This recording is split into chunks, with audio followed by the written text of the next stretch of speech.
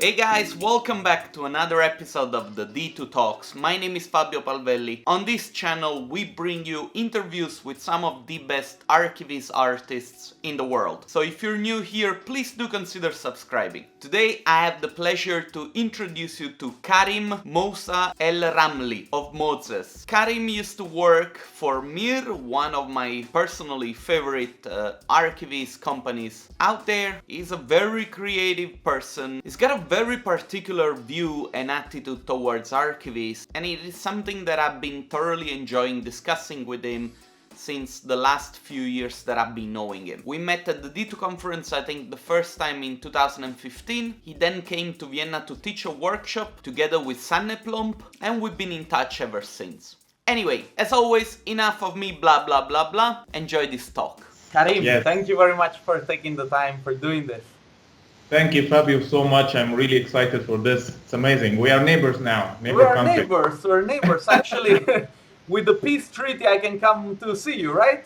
Yeah. We should have just met on the Mediterranean and just do it, or the Red Sea. I will have to convince my wife to take a little trip to Egypt, and then we can come for a fantastic. Yeah, you really should. It would be amazing. I think you will love it so much. Really, there is so many insane amounts of stuff. You have to come and just visit us. Where are you located right now, specifically?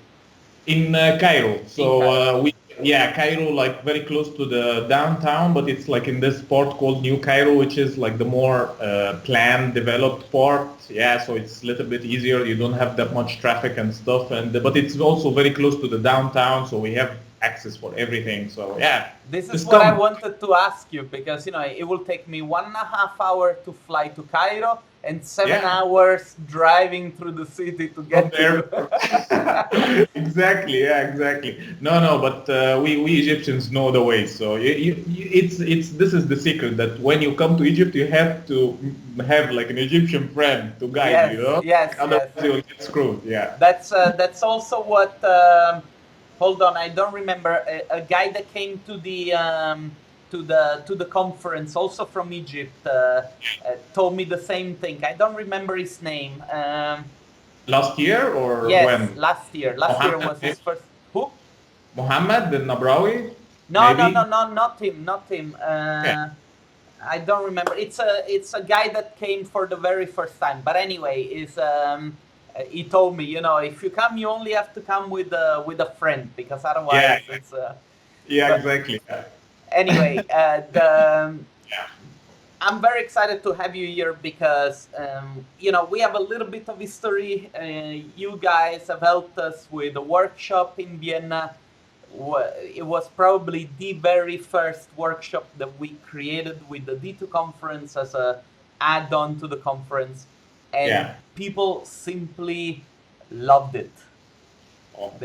They simply loved, to listen to you talking, about all the things that you guys have done. I mean, I don't want to take too much away from your part of the talk, but I would like you to tell us a little bit your story, because otherwise maybe I'm a little bit too obvious. No, but thank you so much for this. It's amazing really to see these videos and be part of it. And it was so exciting about the workshop. But I mean, just to like maybe tell a brief about myself. Yeah, like I'm an architect, graduated from the Fine Arts University here in Cairo, and then I was constantly, I was playing taekwondo, and then at that time of point, like I have to decide either to be professional taekwondo player or like an architect or visual artist or whatever. So I definitely decided to, proceed with my professional career, because taekwondo, there is no money behind it. If it was football, I would definitely leave it, screw it, but it's not. But yeah, so at some point I decided to start, getting more experience. So actually I had like some work offers from Dubai. I was trying to develop my portfolio from when I was a fresh graduate, and then I had some offers in some architecture companies in Dubai. So I went to Dubai, I worked over there in multiple offices. Some are like international architecture offices, some are like interior designers, stuff like this. But I was always like kind of like, this half architect, half visual artist. Yes. Yeah, but then after, I don't know, like living 6 years over there, I started to get a little bit bored from So this, when like, when was that? When was that? from 2006 till 2011. Okay. Yeah, more or less. So Yeah, that more or was less. a long time actually.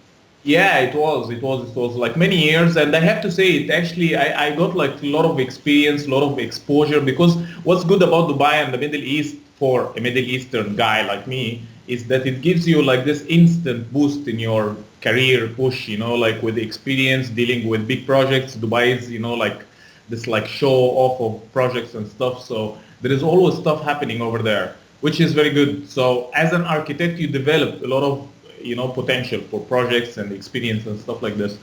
But eventually, after a lot of years and being this like halfway in between this and that, and I didn't feel like I'm really getting anywhere with both, so I decided, okay, no, this is the time that I really have to focus on being something. And then it was obvious that me as a visual designer or like visual artist is much better than me as an interior designer or architect.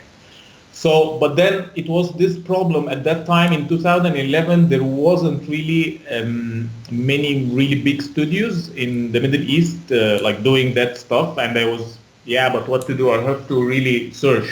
And then when I searched, I definitely had like a lot of like interest and attraction for European studios like Mir and D-Box, Hayes Davidson, Bionics, all these guys. And then, but again, the same story that I always get like questions about that. Okay, how do you get like a work permit in the European Yeah. countries? Because it is actually really challenging. Yeah, and you probably know that. Yes. But then, yeah, what happened is that I was like very bored at one day, working day, and then I saw an ad from Mir saying that we need people and we are excited to get portfolios and stuff. And then I thought, okay, man, like I'm gonna send it, and then they will tell me, okay, but you're from Middle East, it's impossible to get you here, and blah blah blah. But then I saw one Mexican guy posting in a comment and asking, okay, but is it possible for non-EU people also to apply? And then I saw, I don't know, Trond or Mats like replying, yeah, sure, we would, it's a little bit more difficult, but we can do it. And then I said, yes, let's try it. And then I sent them my portfolio, and then I didn't really have also that much of experience too, and they felt like I'm not gonna get like a job there. But it was, they were really, really excited, and they sent me a really nice email that we see a lot of potential. You definitely need to learn a lot of stuff, but we would love to meet you and come to Norway. Let's meet. And then I was like, like, okay, let's meet first, and then we see, because, again, Norwegian guys, a Middle Eastern guy, really friendly. So I was like, yeah, also for me too, it's, like I have been living in Egypt, Dubai, and like trying to shift all my life with my wife and my son to Norway is a completely different planet. So, but I did. I went for a visit, and I stayed over there for a week, and I almost like helped in one small project or something, and everything went super nice. I really loved it. Bergen is an amazing city. It's super beautiful.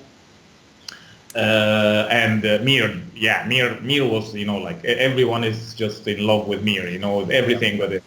And how simple, and the team was like, everybody was just like this one kind of small or half family.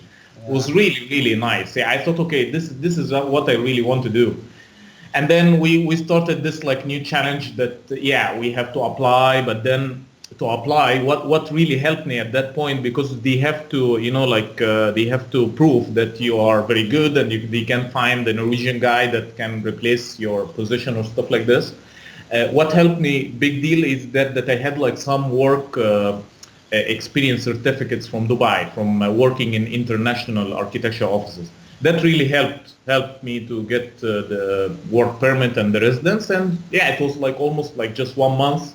I had it ready, and then went to Norway from Dubai. This is amazing. This is amazing, because I feel very often, not all the time, but the people that contact me asking for tips on how to get a job abroad, they always try to look for escamotages, and I don't want to be offensive towards them, but the truth is that if you're good, like really, really good, you can do it, because the Yeah. people that want to work with you, they will do it.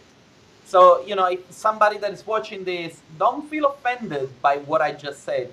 Just, at one point in my career, I understood that instead of like beating myself down because I was too good and I did not get that job and I did not, the only solution to that was working really hard on, whatever it was that I was working.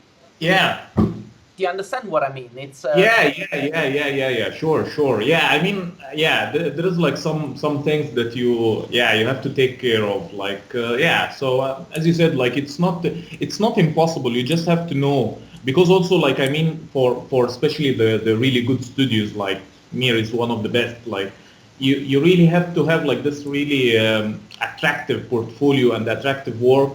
So if you are from anywhere like India or Iran or whatever, you will definitely get the attraction. Like you will get the exposure, and then people will be interested to do what it takes to get you there. You know.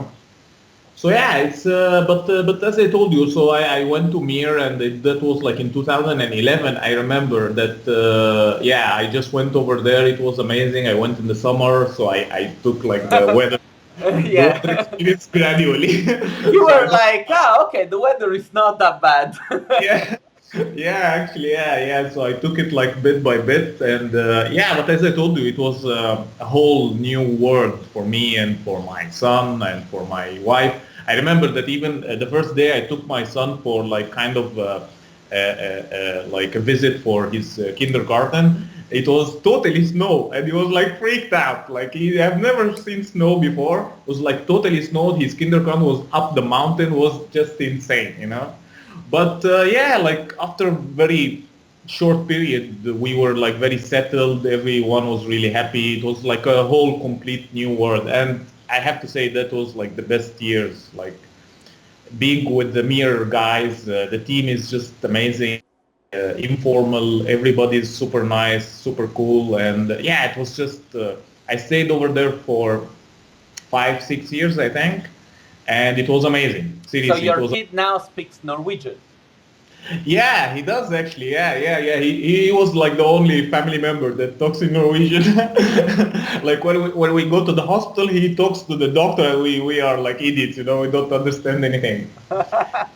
Yeah, but then again, like that's like it's kind of like personal maybe issue, but like for me, being also close to the family and especially my mother, because my mother is getting really old and she, you know, like we Middle Eastern guys are like a little bit No, like but more, it's totally understandable. It's yeah, yeah. I So myself, I try to always prioritize always family.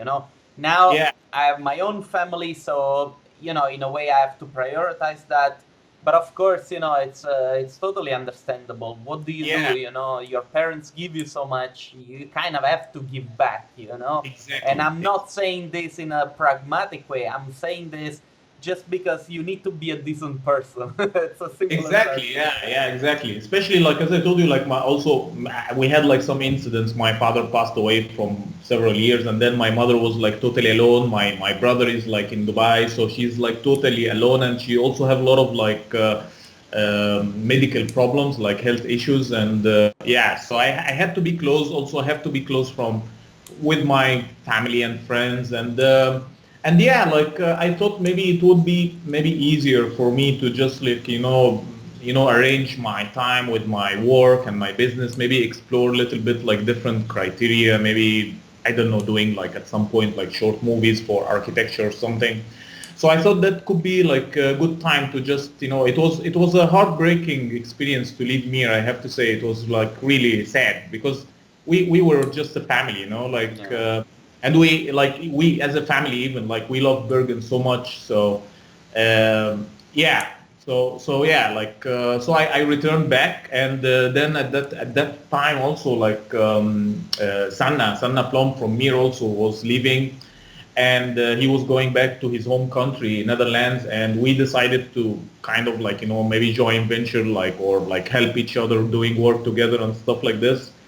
And again, it was really good because like it's always good to have someone like to think with and take his opinion and his feedback and stuff like this. Yes.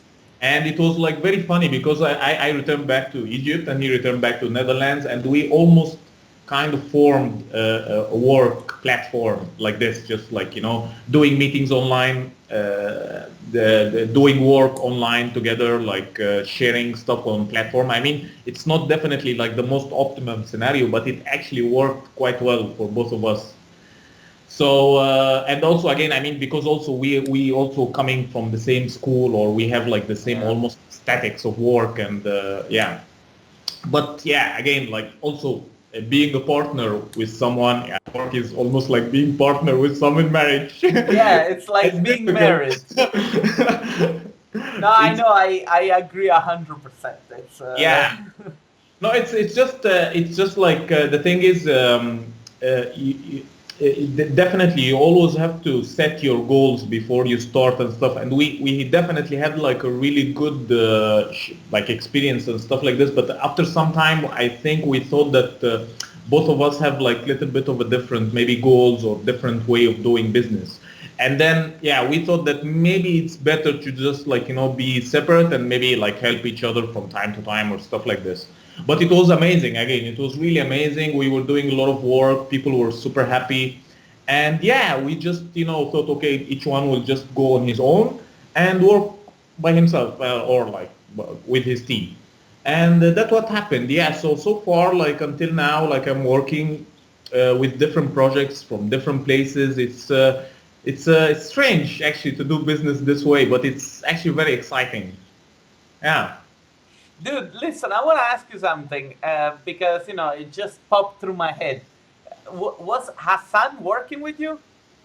Oh yeah. Hassan. No, Hassan. Yeah, you met Hassan, right? In Yeah, D2. of course. Oh He, yeah, he yeah, yeah. came already for 2 years. I mean, Yeah, I yeah, haven't yeah. I haven't talked to him on social media for a while. Maybe I shoot him a message after. Yeah. Yeah, so Hassan met me. Hassan, I know Hassan from before, but then he met Sanna too also, like probably in the D2, or I'm not even sure. But yeah, Hassan, like after me and Sanna, we started to have like a lot of work and stuff like this, so we needed some people to help. So again, like Hassan started to, yeah, like maybe we thought that maybe you could start helping us, and then we had another friend also that Marwan, his name, Yeah, I know Marwan. He's yeah, so Marwan. so talented. Yeah, he's a really talented guy. Yeah. So the four of us was working together, and then it was again super funny. Like we each one of us like working on his own, like I don't know, apartment or office or whatever. Okay. And we do like meeting. The four of us was really funny. Like do presentations online. Each one is just somewhere. But it was working. I don't know how. But this is the most important thing. Very often I see people hitting a wall because of the formalism of saying, we don't have an office, we don't have Yeah, the computers, we don't have this, we don't have that. And, yeah, I see the stuff that, for instance, Marwan does, with all the paintings and all, and I'm like, creativity is more than just thinking, okay, I need to have a computer, I need to do this. And I think that, sorting out the business aspect of whatever it is that you're doing in a creative way, it's also what makes work fun. yeah. Exactly. Yeah, exactly. It's just I don't know. It's our field or our community is just I don't know, very flexible and very you can do whatever. But Yeah. yeah, I seriously don't know what's the future for me still. But like for now, what like as I told you, like so Hassan, when we started to me and Sana decided to like maybe work separately. So yeah, the guys didn't know what to do. Hassan wanted to maybe like he wanted to go to Netherlands, so he was working more with Sana, and then he decided to. I think he's actually like going there now, or like Okay. he's already there. Marwan was like a little bit unsure what to do and stuff like this, so he's still like Because he helping was me. in Budapest, right? Yeah, Before yeah, Marwan. Marwan worked in Bloom Images, like in Oh, Bloom. I thought it was Brick.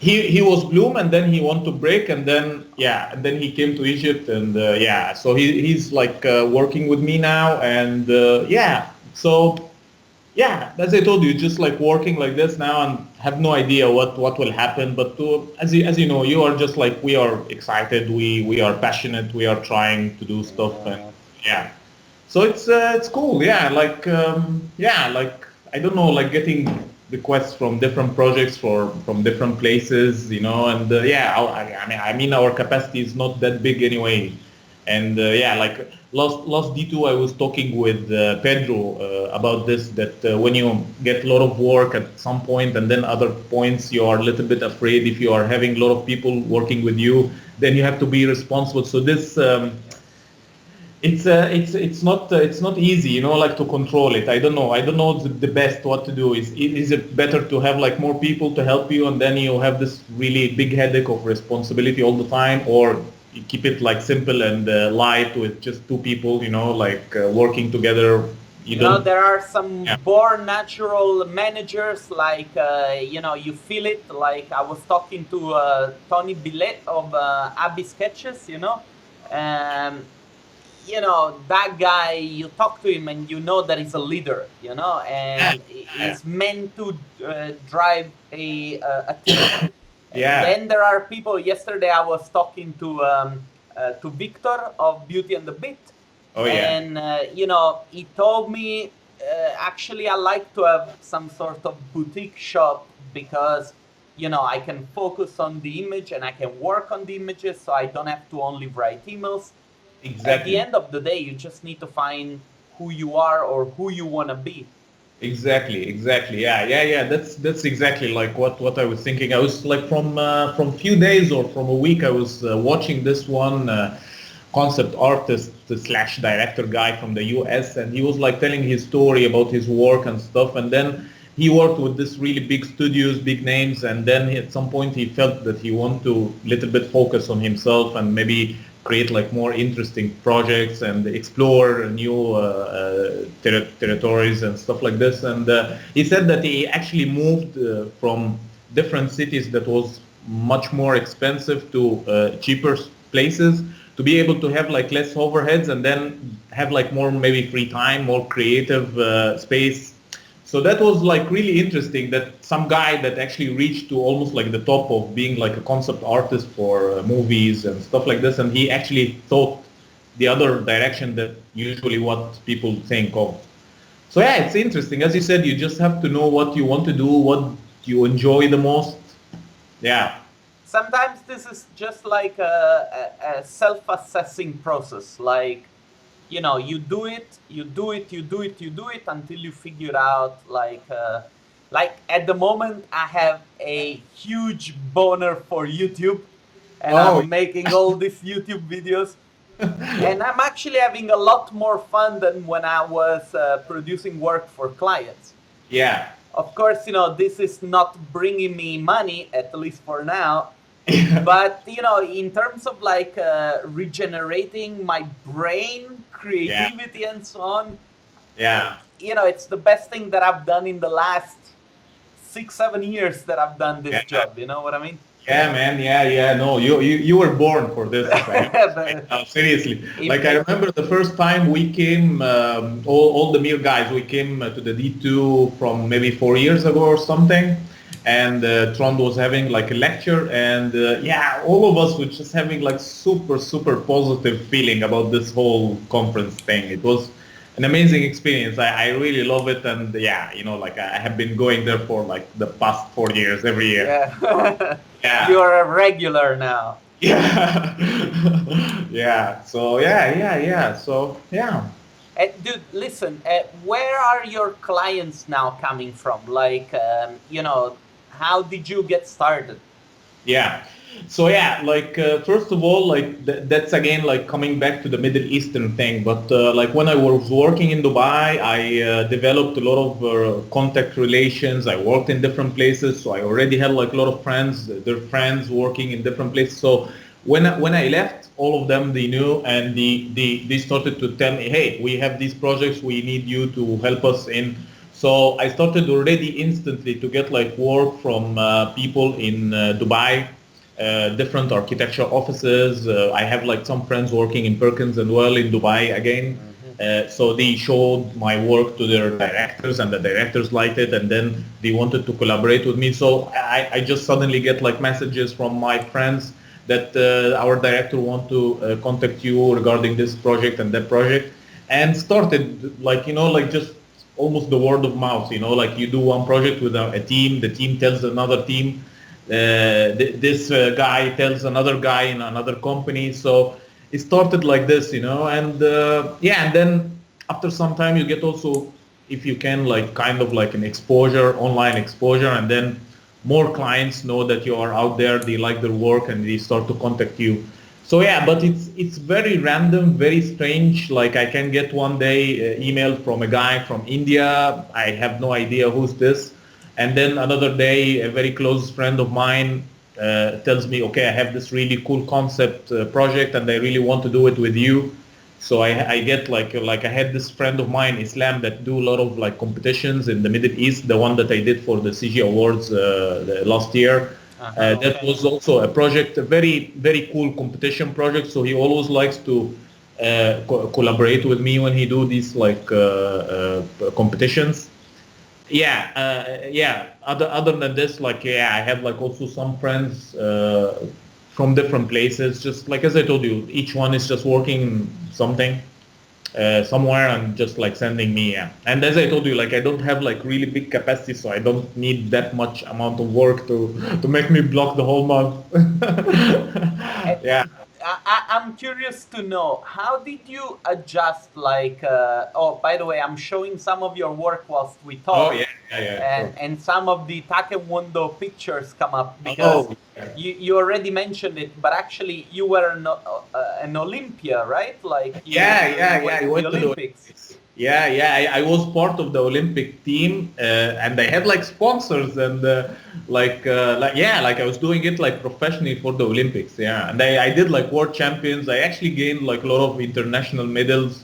So yeah, it was like almost a big part. I am very patient in 3D Max because of the taekwondo, I have to say. Yeah.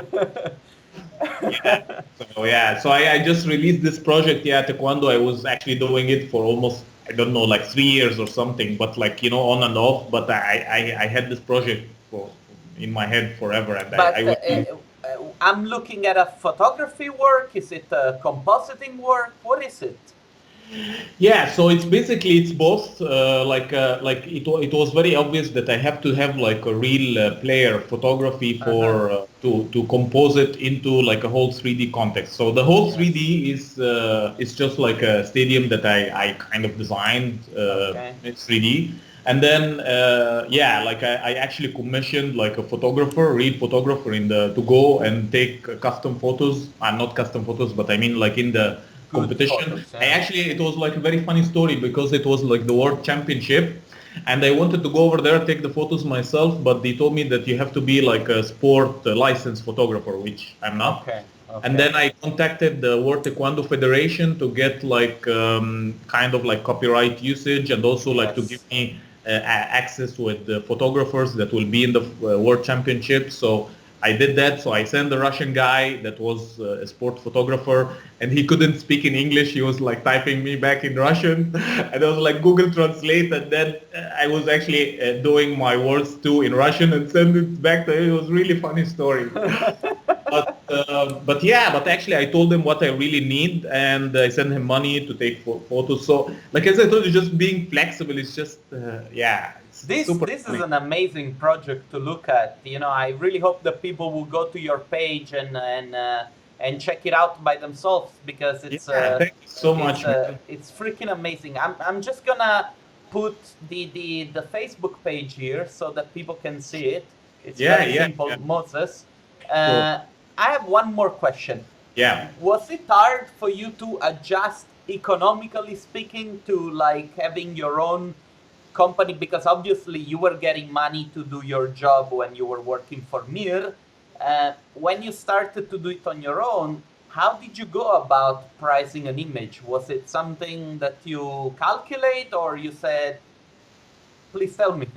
Yeah, sure. I'm totally open about these things, but like, yeah, it was a struggle because when you leave, then you don't really know what to charge. You know, like you get these requests, and then you don't know because like my previous Middle Eastern clients or the people that I know in Middle East also it's very different because you get a lot of much cheaper service than in Europe. So it started a little bit like as a challenge because I thought, or like me and my friends, like we thought that we have to be reasonable with the pricing to get work starting, and then maybe gradually trying to raise it.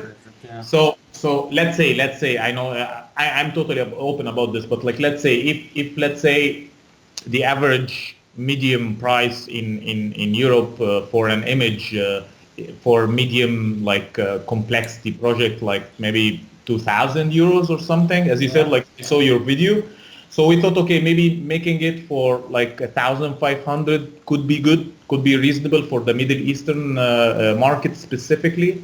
So I started like this. I thought, okay, that could be like maybe a good price to start with, and people was kind of like appreciating it. And then step by step, after getting like more recognition, then you can start like building up like more to the like average reasonable prices. Yeah.